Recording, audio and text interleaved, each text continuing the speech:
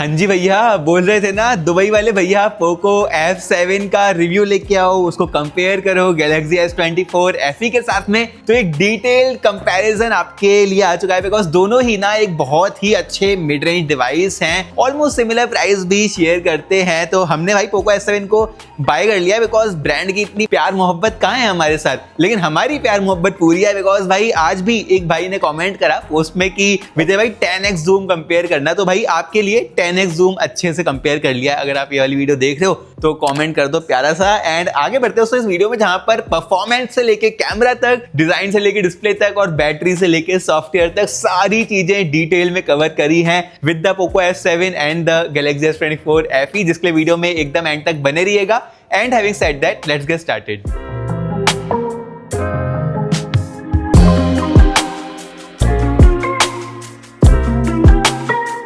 देखो भाई, वीडियो को स्टार्ट करते हैं प्राइसिंग के साथ में। एंड बिकॉज मैं दुबई वाला भैया हूं, तो सबसे पहले हम दुबई की प्राइसेस जानते हैं। तो पोको F7 दुबई में 1500 दिरहम का लॉन्च किया गया है for the 512GB version with 12GB of RAM. लेकिन भाई दुबई में प्राइसेस बहुत जल्दी ड्रॉप होते हैं। मुझे ऐसा लगता है कि बहुत ही जल्दी, लगभग एक महीने के अंदर ये वाला फोन दुबई में 1300 दिरहम का अवेलेबल हो जाना चाहिए। noon.com के थ्रू ये वाले फोन को बाय किया जा सकता है, जिसका लिंक मैंने नीचे डिस्क्रिप्शन में दे दिया है। एंड TP10 कोड अगर आप यूज करोगे तो आपको और एडिशनल डिस्काउंट भी मिल जाएगा। वहीं S24 FE मैंने लास्ट प्राइस का देखा था 256GB वर्जन का 1450 दिरहम। तो दुबई में दोनों ही फोन्स का सेम प्राइस है। लेकिन अगर हम इंडिया की बात करते हैं तो इंडिया में पोको F7 जो है 256GB वर्जन अप्रोक्सीमेटली 32,000 के आसपास का अवेलेबल हो जाता है। अगर आप जुगाड़ू हो और अच्छा प्राइस है आपके पास तो मुझे कमेंट करके बताओगे आपको कितने का मिल रहा है। वहीं S24 FE इंडिया में थोड़ा सा ज्यादा एक्सपेंसिव है, इसका 256GB वर्जन अप्रोक्सीमेटली 40,000 के आसपास का अवेलेबल हो जाता है। एंड अगर अनबॉक्सिंग की बात करते हैं ना, तो पोको F7 का डब्बा देखो भाई, मोटा तगड़ा सा डब्बा है। इसका मतलब ये है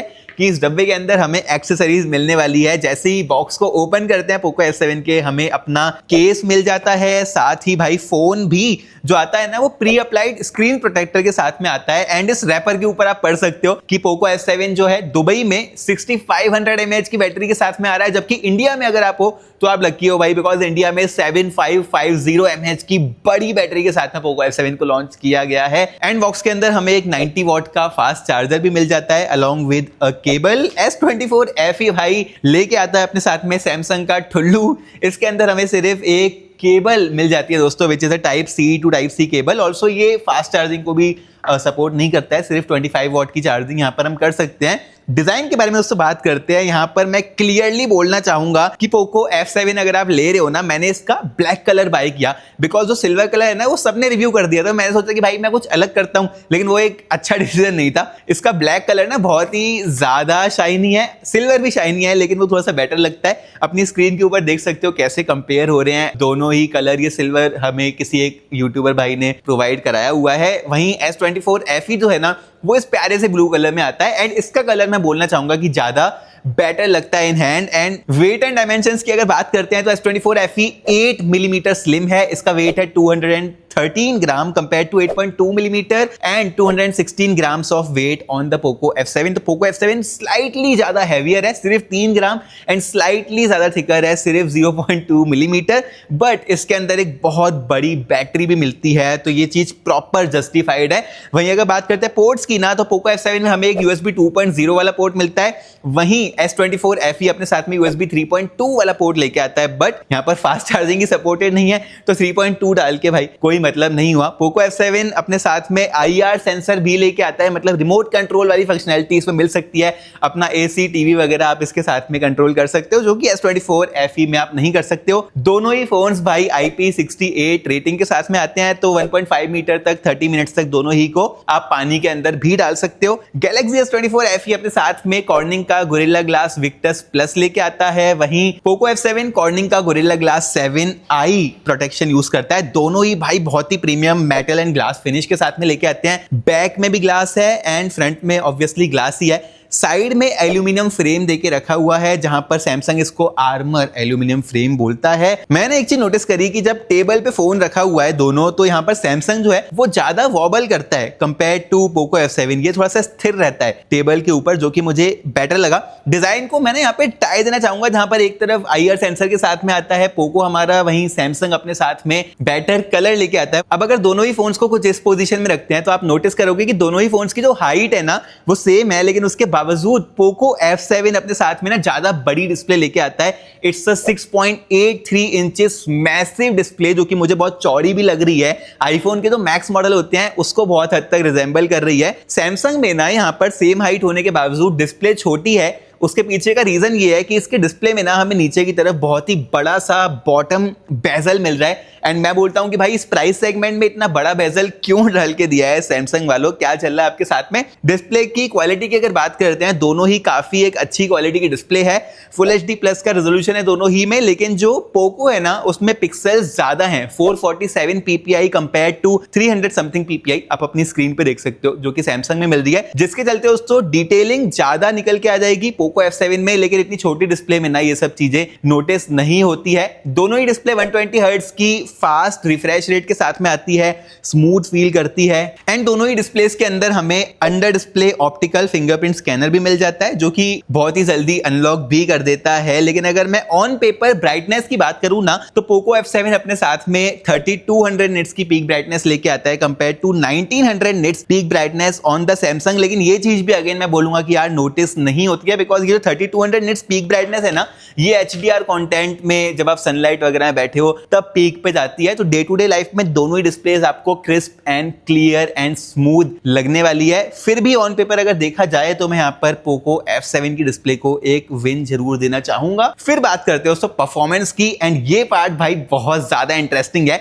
बिकॉज एक तरफ हमारे पास में power house Snapdragon 8S Gen 4 processor है, दूसरी तरफ not so much loved Exynos 2400E processor है, जो कि सैमसंग में जीपीयू यूनिट है ना वो है Exynos 940 वाला। वहीं पर पोको अपने साथ में Adreno 825 जीपीयू के साथ में आता है। अब मैंने दोनों में ही बहुत ही एक्सटेंसिव टेस्टिंग करी है। वर्जन बताए तो सबसे पहले हमारे पास में सैमसंग का भी हाईएस्ट वर्जन है which is 8+256 GB, and Poco का भी हाईएस्ट वर्जन है विच इज 12+512 GB। दोनों ही UFS 4.0 की स्टोरेज के साथ में आते हैं, एंड दोनों में ही LPDDR5X वाली रैम भी है। I am not sure, but शायद इंडिया में पोको में UFS 4.1 वाली स्टोरेज है, हमारे वर्जन में UFS 4.0 वाली स्टोरेज मिलती है यहां पर।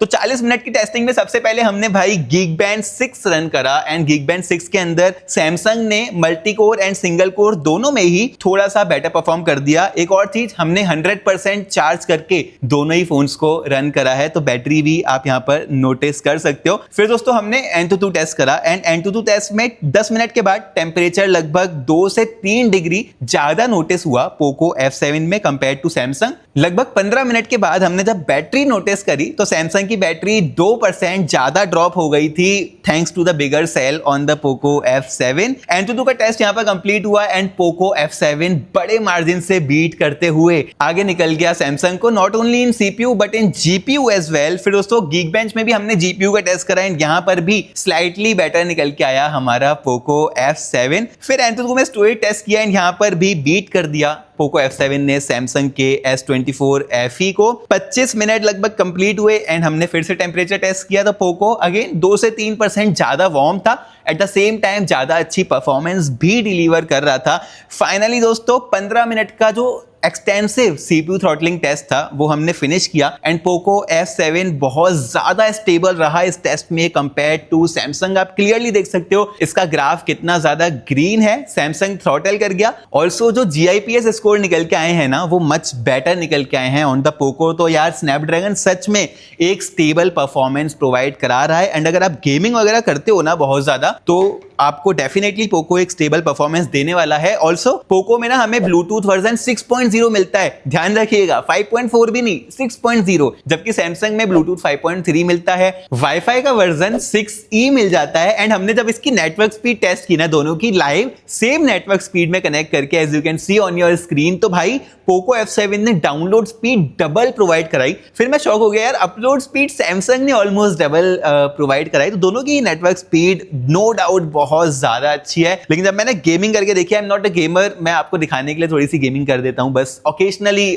खेल लेता हूँ। तो फर्स्ट ऑफ ऑल पबजी में ना सेटिंग्स दोनों ही फोन्स में सिमिलर मिल रही थी मुझे, एक्सट्रीम प्लस वाली सेटिंग प्रोवाइड हुई है दोनों ही फोन्स की तरफ से। वहीं जब मैंने रियल लाइफ टेस्टिंग करी ना, तो यार पोको ने बहुत ज्यादा स्मूथ खेला पबजी को, लेकिन सैमसंग में ना इनिशियली जब गेम स्टार्ट हुआ ना, मुझे थोड़े से फ्रेम ड्रॉप्स नजर आए, मतलब जिटर कर रहा था स्क्रीन। तो परफॉर्मेंस नो डाउट बहुत ज्यादा स्टेबल निकल के आ रही है पोको F7 में। एंड मैं ये भी बोलना चाहूंगा कि S24 FE की performance considering the price and the value काफी ज्यादा अच्छी निकल के आ रही है। फिर अगर बात करते हैं बैटरी लाइफ के बारे में दोस्तों, तो यहां पर यार क्लियर विनर है Poco F7 because of the bigger cell, 6500 mAh in Dubai and 7550 mAh in India, even better. वहीं सैमसंग जो है अपने साथ में 4700 mAh का सेल लेके आता है, not even silicon carbon. Samsung में भी get a wireless charging option, reverse wireless charging option, वो चीज भाई सीरियसली मैंने कभी यूज नहीं करी, इवन अगर यूज करता भी हूं तो फोन यार हीट हो जाता है। एंड मैंने दोनों के ही बैटरी को रियल लाइफ में टेस्ट करा। सैमसंग भाई आप स्क्रीन ऑन टाइम अपनी स्क्रीन के ऊपर देख सकते हो, मेरी टेस्टिंग में भाई ये सिर्फ 4 घंटे का स्क्रीन ऑन टाइम दे रहा है। मैंने दोनों ही फोन्स को परसों मॉर्निंग में, मतलब 2 दिन पहले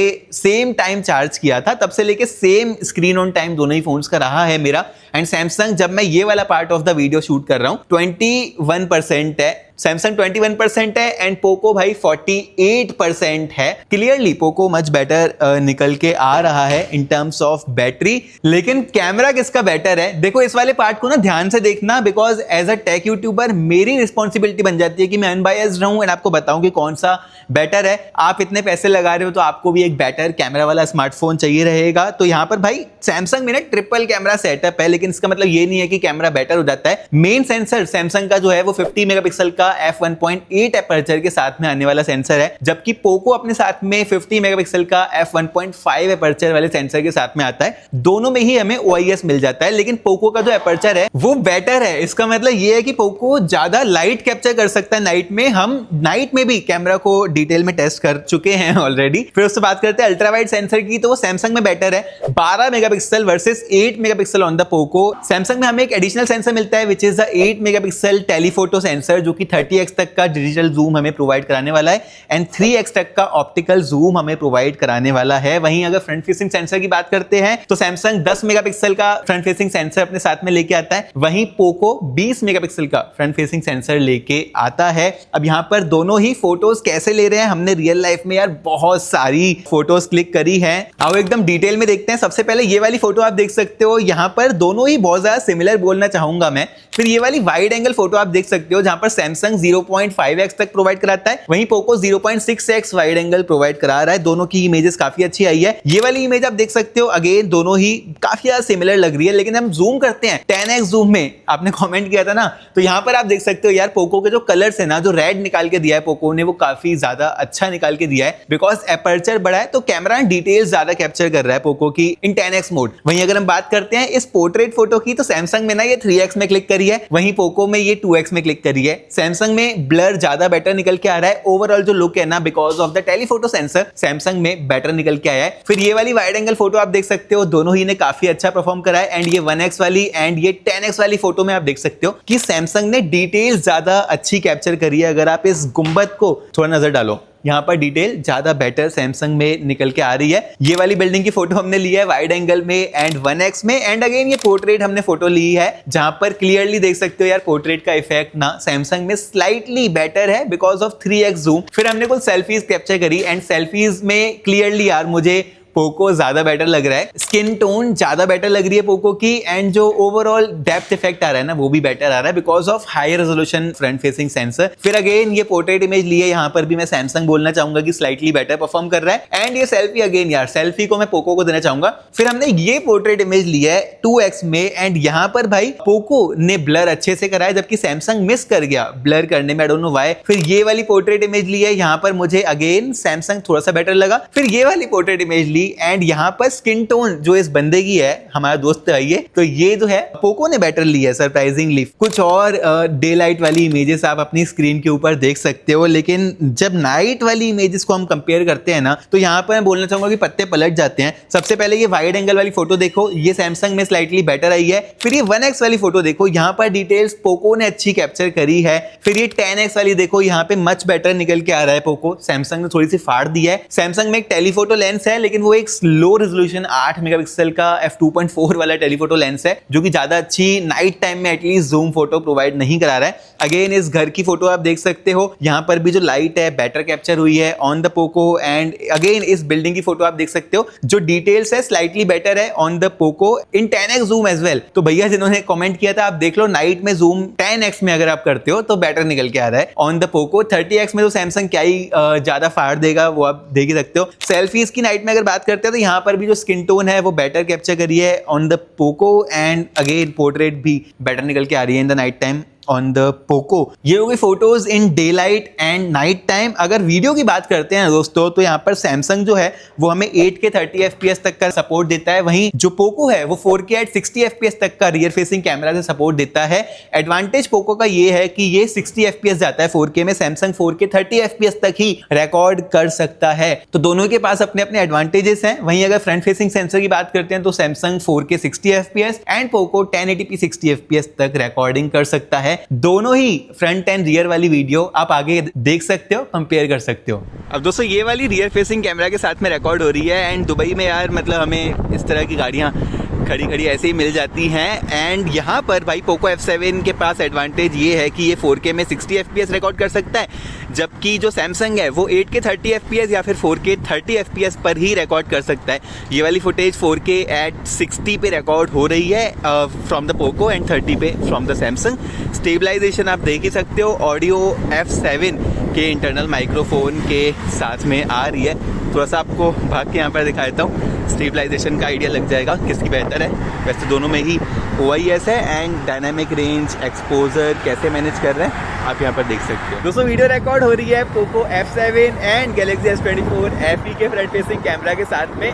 यार देखो सब्सक्राइब करते हुए आगे बढ़ना, बिकॉज आपका भाई देखो दुबई की गर्मी में ह्यूमिडिटी में बाहर आके ही वीडियो रिकॉर्ड कर रहा है, ताकि आपको डायनामिक रेंज का बेटर आइडिया लग पाए। ऑल्सो पीछे बहुत साउंड आ रहा है, ये वाली आवाज़ आप सुन पा रहे हो गैलेक्सी S24 FE के माइक्रोफोन के साथ में 1080p at 60 FPS रिकॉर्ड कर रहा है पोको F7 का कैमरा, जबकि S24 FE 4K at 60 FPS record कर सकता है। दोनों की डिटेलिंग आप देख सकते हो, एक्सपोजर आप देख सकते हो एंड स्टेबलाइजेशन भी आप देख सकते हो कौन सा बेटर मैनेज कर रहा है। थोड़ा सा और भाग के दिखाऊं, ये देखो कौन सा बेहतर लगा, कमेंट करके बताओ। दोस्तों ये थी वीडियो एंड वीडियो में मैंने ऑब्जर्व करा कि सैमसंग का जो स्टेबलाइजेशन है ना वो स्लाइटली बेटर है। मैं बहुत बड़ा डिफरेंस नहीं बोलूंगा, लेकिन स्लाइट डिफरेंस जरूर से निकल के आ रहा है। ऑल्सो जब मैं फ्रंट फेसिंग सेंसर से रिकॉर्डिंग कर रहा था, बिकॉज 4K वीडियो रिकॉर्ड कर सकते हो ऑन द सैमसंग, एक्सपोजर भी बेटर मैनेज करा है इसने। आप देख सकते हो पीछे बिल्डिंग जो है ना वो क्लियरली नजर आ रही है ऑन द सैमसंग, जबकि नहीं आ रही है नजर ऑन द पोको। तो कैमरा में definitely Samsung Galaxy S24 FE एक विनर है, लेकिन मैं इसको क्लियर विनर नहीं देना चाहूंगा, बिकॉज पोको का जो सेंसर है ना प्राइमरी वाला काफी एक अच्छा सेंसर है। अगर आप स्टिल फोटोग्राफी करते हो एंड वीडियो भी आपको अच्छी रिकॉर्ड करनी है तो इसमें कर सकते हो। एंड क्वालकॉम के प्रोसेसर की ISP हम ट्रस्ट कर सकते हैं, इमेज सिग्नल प्रोसेसिंग हम जिसको बोलते हैं। सॉरी वीडियो थोड़ी लंबी हो चुकी होगी, लेकिन आगे की दो चीजें भी इंपॉर्टेंट है, स्किप मत करना बिल्कुल भी। अगर हम बात करते हैं दोस्तों स्पीकर्स की ना, दोनों में ही स्टीरियो स्पीकर्स हैं, कैसे साउंड कर रहे हैं आगे देख सकते हो।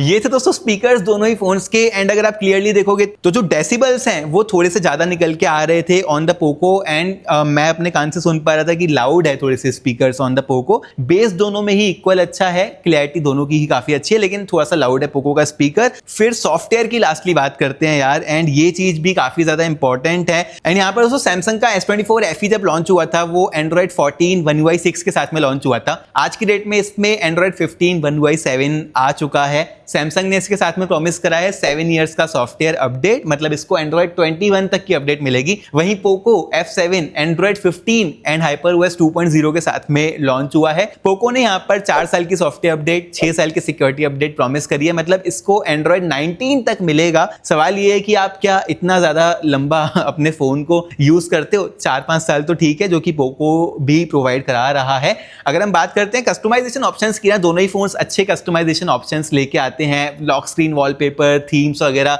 दोनों ही में अच्छी प्रोवाइड हुई है। लेकिन सैमसंग अपने साथ में गुड लॉक ऐप लाता है। ये एप्लीकेशन मैंने तो कभी यूज नहीं करी, मैं बहुत टाइम से S25 को भी यूज कर रहा हूं, लेकिन आज तक यूज नहीं करी भाई। लेकिन आप कस्टमाइजेशन ज्यादा कर सकते हो आई थिंक इस एप्लीकेशन को यूज करके ऑन द सैमसंग। वहीं AI फीचर्स की अगर बात करते हैं, सैमसंग में हमें गैलेक्सी AI मिलता है, Xiaomi में हाइपर AI मिलता है। अच्छे AI फीचर्स हैं, राइटिंग टूल्स, फोटो एडिटर वगैरह सब में मिल जाता है। लेकिन Xiaomi में ना एक चीज मुझे बेटर लगी, AI एडिट जब मैंने किया ना सर्कल टू इरेज वाला, वो दोनों में ही अच्छे से काम करा। लेकिन Xiaomi में हमें AI reflection remover and quality enhancer मिल जाता है, जो कि सैमसंग में नहीं है। ये ऐसी चीज है जो कि मैं अक्सर यूज करता हूं किसी भी Xiaomi के फोन में, मतलब पोस्ट करता हूं अगर पिक्चर तो थोड़ी सी बेटर क्वालिटी चाहिए रहती है। फिर भी यार AI का पायोनियर है Samsung, and definitely no arguments यहाँ पर कि सैमसंग का AI स्लाइटली बेटर निकल के आ रहा है। इसी के साथ दोस्तों ये था कंप्लीट कंपैरिजन। अगर मैं आपको एक पूरी समरी दे दूं इस वीडियो की कि कहां पे कौन सा फोन बेटर निकल के आया, तो देखो डिजाइन में दोनों ही ने अच्छा परफॉर्म करा है, डिस्प्ले में पोको ने बेटर परफॉर्म करा है, परफॉर्मेंस में जहां पर पोको ने बेटर करा है वहीं कैमरा में सैमसंग ने बेटर करा है, बैटरी लाइफ में पोको ने जहां पर बेटर करा है वहीं सैमसंग ने सॉफ्टवेयर में बेटर करा है, एंड स्पीकर में पोको स्लाइटली बेटर निकल के आ रहा है। दोस्तों आप मुझे अपने कमेंट्स में थॉट्स बताना। मुझे ऐसा लगता है कि दुबई की मार्केट में दोनों ही फोन्स का प्राइस सेम है, लेकिन पोको में जल्दी हमें डिस्काउंट मिलने वाला है। इंडिया में पोको ज्यादा अच्छे प्राइस में अवेलेबल है, बैटरी और ज्यादा बड़ी है। तो यार इंडियन मार्केट में तो क्लियरली पोको एक बड़ा विनर निकल के आ रहा है। दुबई की मार्केट में आप इन सारी चीजों को कैलकुलेट करके कोई भी दोनों में से एक फोन ले सकते हो। अब फोन लो ना लो, लेकिन एक चीज जरूर से कर लेना भाई, सब्सक्राइब वाला बटन दबा देना, बिकॉज वो एकदम फ्री है आपके लिए। हम इसी तरह की इंफॉर्मेटिव अनबायस्ड वीडियो बनाते हैं आपके लिए सिर्फ, एंड दिवाली तक ना हमें 1 लाख सब्सक्राइबर्स पूरे करने हैं अपने चैनल के ऊपर। उसमें आप अपना सहयोग दिखाइए। वीडियो पसंद आई हो लाइक भी कर देना, शेयर करने अपने दोस्तों के साथ, कमेंट कर लेना, एंड आपके कमेंट्स का हम रिप्लाई भी करते रहते हैं। इसी तरह की शॉर्ट वीडियोस ना हम अपने इंस्टाग्राम पर भी डालते हैं, वहां पर भी जाके आप फॉलो कर सकते हो, लिंक डिस्क्रिप्शन में दे दूंगा। और फिर दोस्तों मैं आपसे मिलता हूं अपनी अगली वीडियो में।